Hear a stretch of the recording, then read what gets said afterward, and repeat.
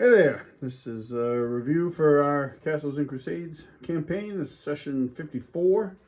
I had a big full table for this session. So I had one, two, three, four, five, six players. We had the characters Barry, Lork, Ronan, Cosmo, Agrax, and Sprawl. Kind of picked up where we left off the last session. They're leaving Dustthorn. Not a lot of threats. They notice that the mist surrounding Dustthorn is receding, and they're heading back to Arden to kind of regroup. That's kind of how I saw this session. The last two sessions have been kind of rough on them a little bit. The one before was an abysmal failure as far as like accomplishing their goals. The last session, not as much. I mean, they didn't get the Rock Priest or the book they were looking for, but it wasn't as bad, I thought, but for them, bad, I guess, isn't the right word. But I thought this session would be a good one to do, like a little bit of a reset for the party. They get some downtime, which was our whole kind of the plan for it. They're going to get to do some downtime activities and then lead into something else, which we'll get to. On their way back, they cross the road. They stop at the Tower of Isran Muse, which they've explored a bunch of times. But in the basement of that tower, it's right on the shore of the Morwell, this large lake in the area. There's a white marble fountain, and Barry can get a spell component out of that fountain by taking that water. So he wants to stop there and replenish. So he does. So they stop there. They're also in all this. They're escorting their fallen comrade Cosmo back because their plan for the session 2 is to have him resurrected. But they stop at this tower, and Lork and Barry go inside while everybody else waits. They explore around a little bit. Barry gets collects his water from the fountain, no problem. But he wants to dig around a little bit to see if he's missed anything. They haven't really missed anything, but they started asking some specific questions about being in there, and one of the things that they like Barry experienced before was like there was a temperature drop and you could see his breath and stuff, and that's there again. When they're leaving the top floor of the tower, or one of the floors, the door between the two floors slams shut, and it separates Barry and Lork. And Lork tries to get in, but he can't, and the door kind of like frosts over with ice. Not completely solid, but like a frost over it. And he can't, and Lork's very strong anyway, but he also has a belt of giant strength, and he can't get the door open, and he starts hacking on it. Meanwhile, inside the room, Barry, who's a little panicked, is confronted with the spirit apparition that he's seen before, this woman. And thinking he's maybe about to be attacked, he's surprised when she speaks to him, and she ultimately tells him that about she warns him, he knows about you, and she's talking about Isran Muse, this old Eldani wizard. He knows about you now, and he's going to try to tempt you with power. Like he did me, and he was able to do that with me. They talk a little bit more. He actually, Barry asks her if she is like the thing that's inside the Mr. Fitzpatrick, the teddy bear thing that he carries around, and she's puzzled by that, and doesn't seem to know what he's talking about. They talk more, and ultimately it's revealed that this spirit is like his great-great-grandmother, and Isran Muse is his great-great-grandfather. So there's a blood connection there. So she basically just warns him that, she's always with him, but her time and connection to be able to speak to him like now is very limited. But he just warns her not to, she warns him to be very careful and not to be tempted by his promises of power, which led to her downfall. They leave. After she's done talking, she disappears, and Lork's able to get in there, get the door open. And they return to Arden.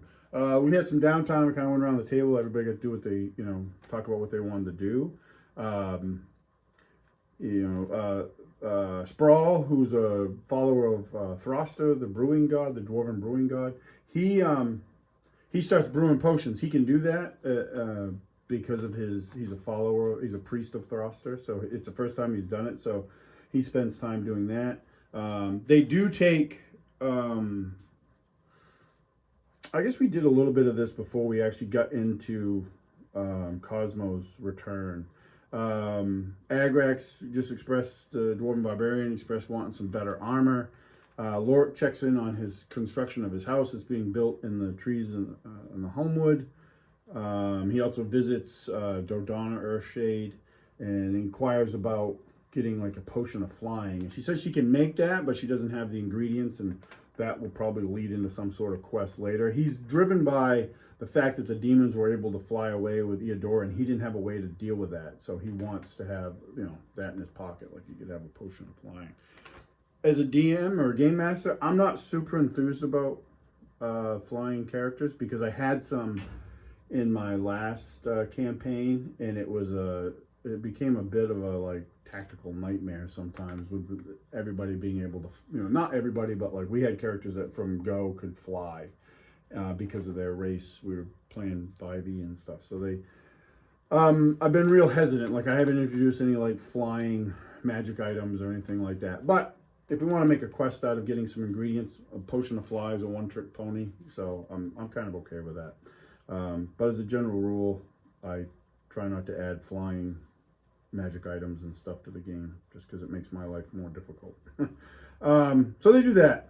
Barry spends his time between womanizing and drinking at Scranton Hall and researching. And he's researching the green fluid that him and Lork collected from the forest outside of Duststorm, and he does determine that it is the same stuff that is mutating, that mutated the citizens of Duststorm. He experiments on he can't really figure out what the things are, the compounds and stuff, but he does experiment on a mouse, and it mutates the mouse, which he keeps in a very secure multi-cage thing that he puts together for further experimentation. So they know they're onto something.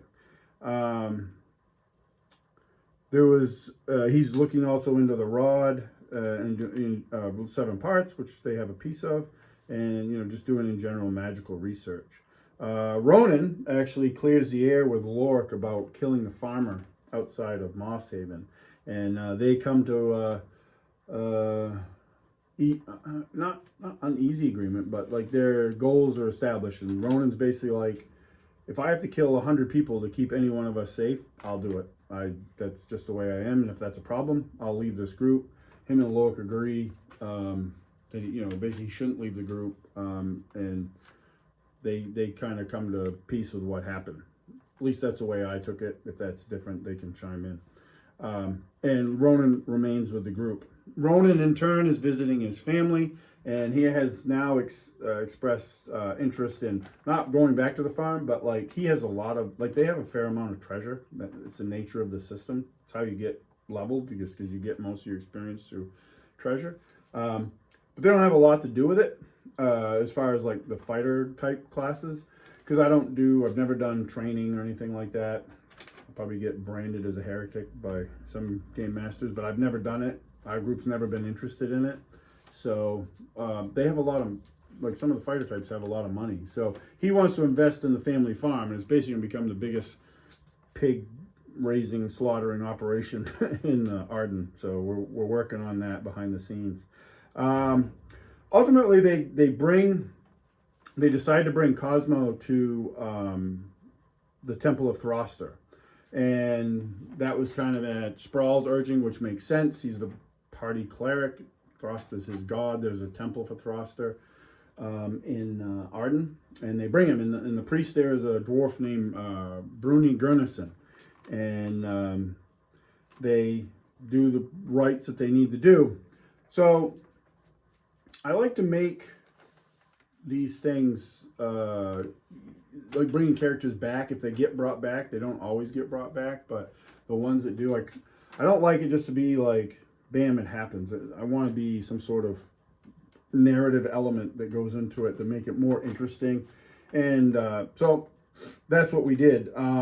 So we switched to just Cosmo, and he kind of comes to, his senses come clear, and he's sitting in this darkened room with this unending table in front of him, and he's on like the most comfortable cushions, and he's like floating on a cloud, and there's this table laid out before him with the best food he's ever seen. Like, it rivals even his mother's tables. If you follow our previous recaps, we talk about, they visit Cosmo's family, and there was a big thing about the feasting and all that, and it's this rivals even that. And he's sitting at that table, and he's taking this all in, and then he sees his brother Roscoe, who was murdered by the cultist Tristana, sitting at the table with him, and he's, it's his brother. And him and his brother always they were very opposite in their, like, attitude and demeanor, but there was never any animosity between the brothers. Like, Roscoe was very hardworking. He was the sheriff of Moss Haven.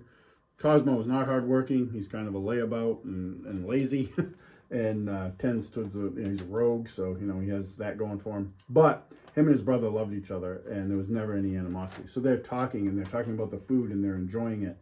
And my friend Chris, who plays Cosmo, is doing a great job, like, just role-playing this, and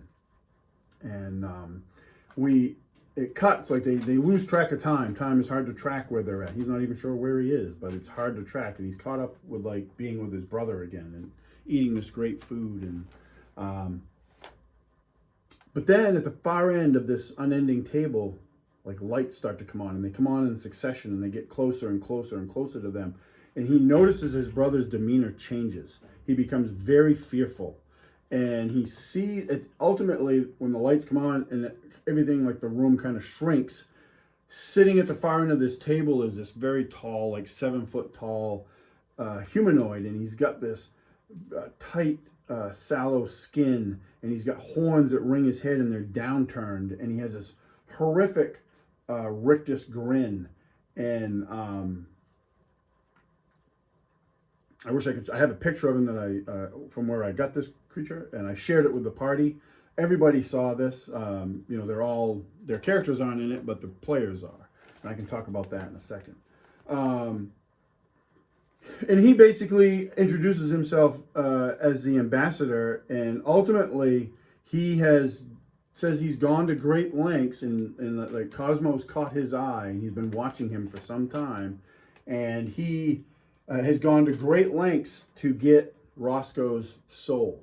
And if Cosmo is willing to do services for him, he will take good care of Roscoe's soul.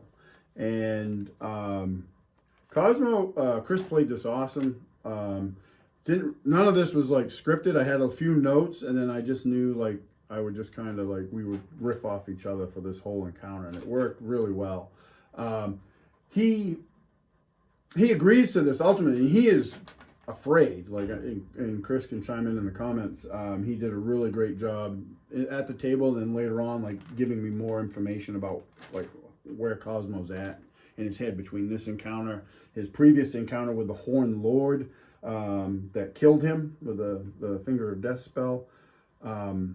He ultimately agrees that, he'll do these services, and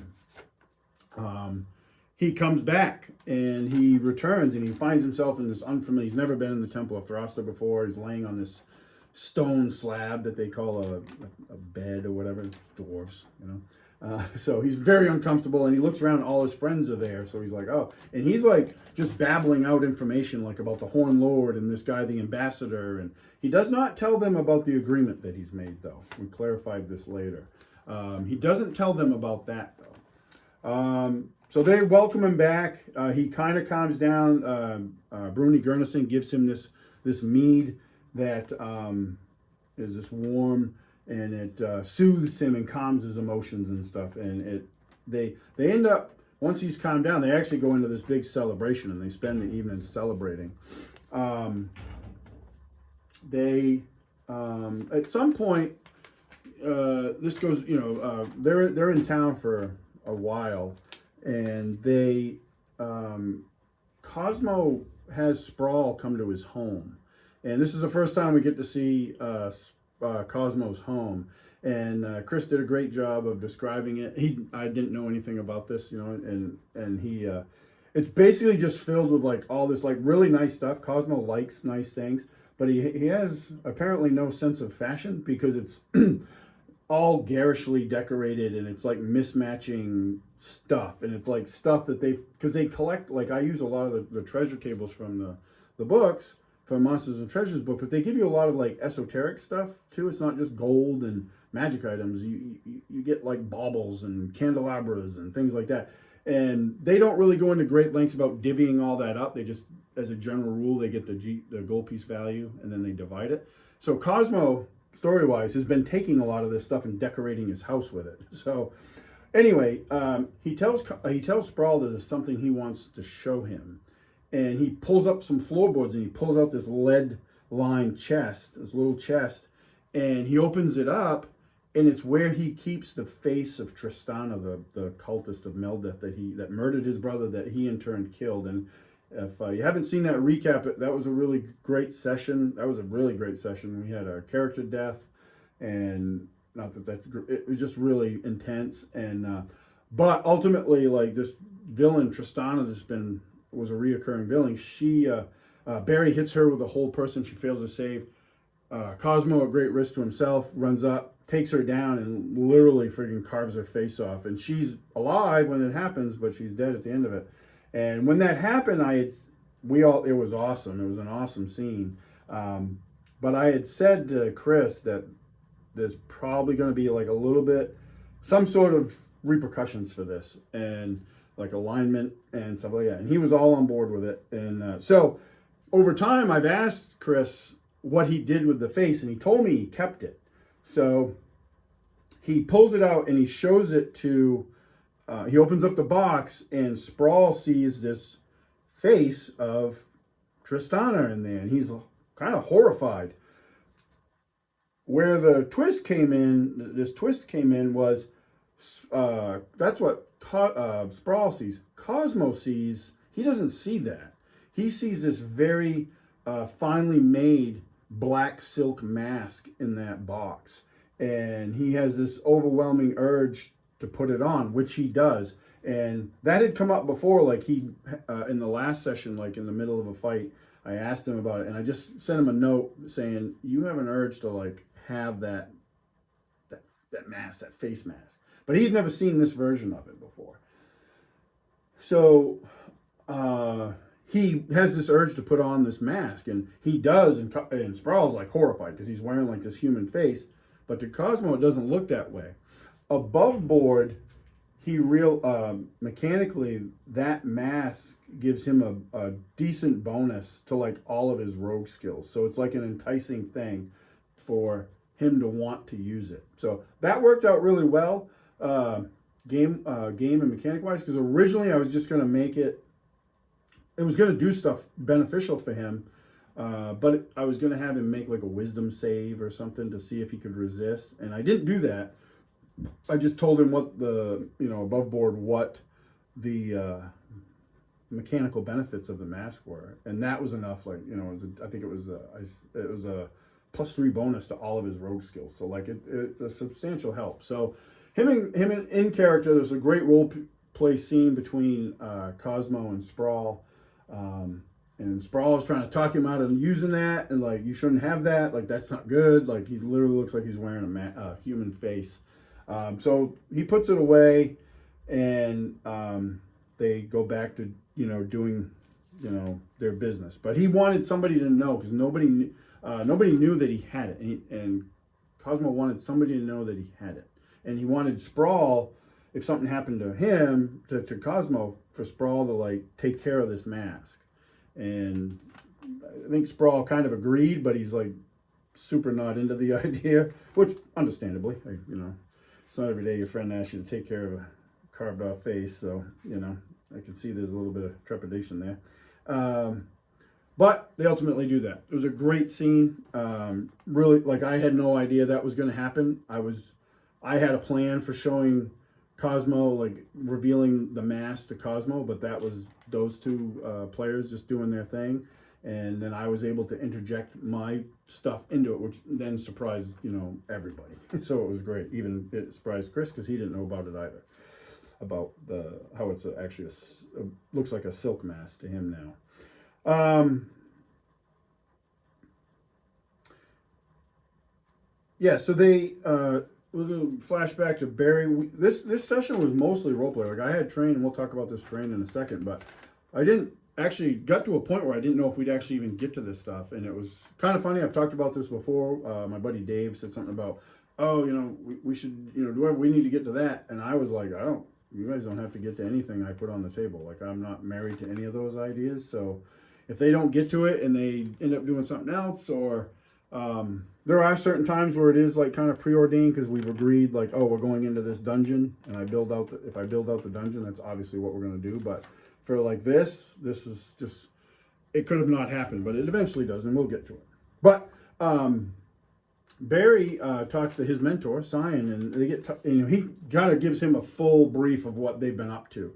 And when they get talking about the Rod of Seven Parts, Cyan tells him about an old friend of his from they studied together at the Golden Lyceum, which is an arcane tower in the Kingdom of Asharn that's been shut down for a while because the king there kind of banned arcane magic for reasons. And his friend, this Ebon Nos, which they recognize that name because when they were in Dornval, they spoke to a sage that had a journal of Ebon Nos that talked about the Rod of Seven Parts, and the second part being located in the Sunless Sea, which is in the Underdark. And so they talk a little bit more about that Ebon Nos character, and Cyan tells him that Ebon Nos was known for like researching magical artifacts and a believer in the old ways of wizardry from the Age of Arcanum, and that he used to write a lot of like publications, but they were very superficial in their information about magic items, and his real information would be like kept much more closer to the vest. Like he would document it, but like he wasn't putting those books out. Like he was just writing this superficial stuff to kind of maybe make a little extra money or just put information out there, especially with the Kingdom of Asharn banning arcane magic. Cyan tells him that eventually Ebon Nos fled Asharn and has a sanctum on an island off the coast of Asharn, like far off the coast of Asharn, and that he hasn't seen his friend in many, many years, but he can get there. And he gives Barry this ring with this symbol on it, and he's like, show him this and tell him it came from me. He'll know, and he should help you. So they gather up the party eventually. I think they did something else in between, some more downtime stuff possibly, but they ultimately gather up the party, and Cyan teleports them to this tropical island. So they land on the beach of this island. Barry's the only one that's been under a teleport before. So they played this up great. The players did, because it's like basically being in I describe it as being in an elevator and the floor drops out, so your stomach, flies up into your throat. And we had a few characters that were throwing up on the beach and not handling teleportation very well. But ultimately they recover. And they're on this small beach. There's an old dock that's a wharf with a small boat that's half sunken. And there's a trail that leads into the jungle. So off they go. And Lork's in the lead. And they travel for a little way into the jungle. And it was very different for them. I got into like describing how it was so different for them that the sounds, it's just alive, and Lork's used to be in the woods, but this was kind of a foreign thing to him. And he was kind of paying attention to his scouting ahead, but he was also like looking around and trying to soak all this new territory in. He was kind of intrigued by it all. It was very different. One of the things that got brought up too was it's very warm compared to where they're from. They're from the north, and now they're in the tropics, and so they're like stripping off layers and stuff because they're like overheating because it's just not what they're used to. Anyway, they they're moving along this trail, and then after a little bit of travel, it becomes deathly quiet, which Lork notices, and he's like, "That's not up." And not long after that, they hear crashing and rumbling, and through the trees and the foliage that is thick through here, this Hydra emerges from the into the trail. So we'll get a better look at that, and I can talk about the terrain in a little bit, or maybe I'll even do a separate video. So this Hydra, and they're like, uh-oh. So it's got 7 heads, and the battle ensues. I think the party actually won initiative on the first round, and what happened? This actually becomes rather significant. Everybody hangs back. Lork is just close enough to start throwing hand axes at it. He's not super ready to close with it. But Agrax, who's a dwarven barbarian, and really only a melee fighter, he charges it, and he gets a decent hit. He comes in and he hits it. The problem was twofold. There was 2 problems. One, the charge lowers your AC, and when it came time for the Hydra's turn, it gets 7 attacks, and the only person in front of it is Agrax. So I rolled, 7 to hits. Agrax has a lowered armor class. The Hydra's got a lowered to hit by 1 because Sprawl had cast a prayer spell. So not all 7 attacks hit, but several of them do. I even rolled 1 critical with got a little bit of extra damage. So I think he took like 33 points of damage that round, maybe. It was a lot. Thankfully, he has a decent amount of hit points. Survives that round. They're hammering it. They're doing a lot of damage to this thing, but it doesn't seem to be affected. And Lork eventually, I don't think no, not yet. The next round they like I said, they're hammering this thing. There's 6 characters, so they're pounding on this Hydra. But the thing of it is none of their attacks were they specifically targeting a head. So it's really not having a great effect on it, because in the write-up for the Hydra and Cast Crusades, you can do as much damage to the body pretty much as you want. You have to kill the heads for it to die. So they hadn't done that. So they went through a few rounds of just pounding the body with a lot of damage, but it just wasn't dropping it. So the next time it got its turn to attack, Agrax is still the only character in melee with it. And again, 7 attacks, and one of them being a critical. And so I don't remember the option it is, but like the critical, it's from the Castle Keeper's Guide. You roll a critical, you roll another d20 to see, not confirm, but see what you get for a result. And when I rolled that second 20, I rolled another 20. So that's max damage like times 4. It's a lot of damage. It's actually the first time in game that I, as the Castle Keeper, have rolled that. I've rolled crits on these guys, but I've never rolled that one. Conversely, the players, they've gotten like 5 of those in the campaign. It's pretty dramatic because it does a ton of damage. Agrax was the first character ever to get one. I mean, he was not even high. I mean, he's only 4th level now, but he was not 4th level when he got it. And I think he did like 64 points of damage. It was ridiculous. He crushed a troll. Anyway, so I roll 2 20s, and that's max damage times 4. He takes 40 points of damage, which is way over the -10 threshold, and basically is swallowed and chewed up and eaten by this Hydra. At some point, either maybe just before or just after, Lork actually closes with it reluctantly. He's the only frontline fighter now, and gets into melee with it. They take down a couple heads, and while he's in melee with it, Barry hits it with he'd already hit it once with a fireball, but like towards the back of it. And then once they realized they had to target the heads, he was like, we got to take the heads down. So he hits the front with a fireball, takes out the rest of the heads, but he also catches Lork in the fireball, who he fails his save, so he takes the full brunt of the fireball. Doesn't drop him or kill him, but it did hurt him pretty good. but it's defeated. Sprawl,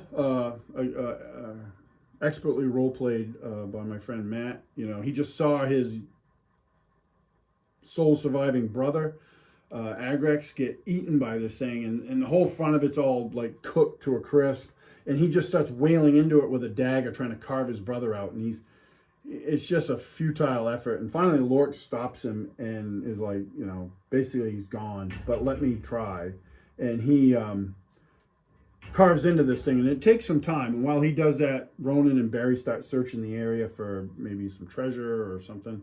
And we'll get into that. But Lork is able to carve into a gut this Hydra enough to where he finds some of Agrax's remains. And one of the things he had was this dwarven rune stone that above board it gives you like a +1 to your armor class. And he gives that to Sprawl. He's like, you know, this is all, you know, I could find, you know, and hands it off to him. Meanwhile, Ronan and Barry are looking around. They find an old ruined tower, and I think initially they were afraid that that was Eben Noss's place, and they search the tower. They find a busted up cart, but there's a chest there. They find that, and it's got a bunch of loot in it, which they're happy about. Cosmo wades out into the thing in the water, and there was some jokes about him hanging back. Cosmo took part in the battle, but like he didn't go out and look around initially when everybody else did. He's kind of hang back. So we're making jokes about he'd already built like a tiki bar and everything else while everybody was waiting because he likes his comfort. They get this loot, they drag it back, and they say their goodbyes to Agrax. And Agrax is actually one of the OG characters of the campaign. Like he was in the very first session that I ran, and I was kind of a bummer, but I have to give credit to my friend Jeremy who played Agrax. His greatest strength as a player is like he just rolls with everything that happens. And in other campaigns, horrible things have happened to his characters, and he just rolls with it. There's a lot of talk about what to do when a character dies in a session, and he handles it perfectly. You know, we look over, and he's rolling stats for a new character, and he's already got ideas for what he wants to play next. So it's really a great attitude as a player. You know, everybody's bummed when their character dies. I've had plenty of characters die, and it's a bummer, and it's also a new opportunity to do something different. So, anyway, they push on. They find the ruins of this tower built into the side of a jungle-covered hill, and they start to explore. It's an utter ruin, but ultimately they find a passage that leads into the hill itself, and they start down that, and that's where we ended the session. We were running out of time. We had folks that we were playing on a Sunday night, which isn't normal for us, and we had folks that had to work early in the morning, so I ended it there. So we'll pick up there. Actually, coming right up, on the 8th, we're going to play again. So we'll finish up this, and then their plan is to head to the Underdark because they want to get the second piece to the Rod of 7 Parts. So we're in the process of prepping that. But yeah, that was the session. It was a great session. I mean, we lost to Agrax, but there was a ton of really great role play, and then we had a really tough combat. Yeah, it was a great session. I'm looking forward to the next one. The guys, our message chat that we keep outside a game with each other was like fired up the whole next day, and people rambling off ideas for characters and just really great stuff. Can't say enough good things about it. But yeah, that was the next session. I'll probably do a follow-up video on the terrain, real quick one, so you can get a better look at it. And that's it. Thanks for checking everything out, and thanks for watching.